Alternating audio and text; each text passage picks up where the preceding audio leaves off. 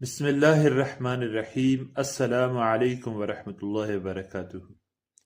محمد رسول اللہ صلی اللہ علیہ وسلم خاتم النبیین ہیں، اور قرآن مجید میں یہ لفظ خاتم استعمال ہوا ہے۔ سورہ احزاب میں ما کان محمد ابا احد من رجالکم ولکن رسول اللہ وخاتم النبیین۔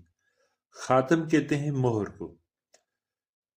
کسی بھی چیز کو سیل مہر کرنے کے بعد اس کے اوپر مہر لگائی جاتی ہے، کسی چیز کو بند کرنے کے بعد اس کے اوپر مہر لگائی جاتی ہے، سیل مہر۔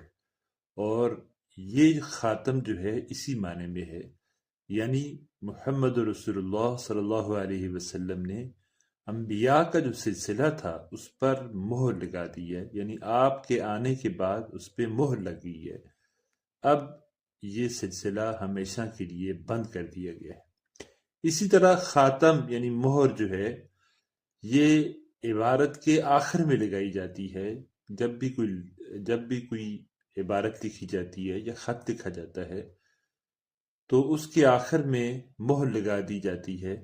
تو اس لحاظ سے بھی محمد رسول اللہ صلی اللہ علیہ وسلم کے پاس جو پیغام ہے، یعنی پیغام ہدایت جو اللہ کی طرف سے آیا تھا، وہ پیغام ہدایت محمد رسول اللہ صلی اللہ علیہ وسلم کو آخری ملا، اور آخری پیغام کے بعد اللہ نے اس سلسلے پر، یعنی جو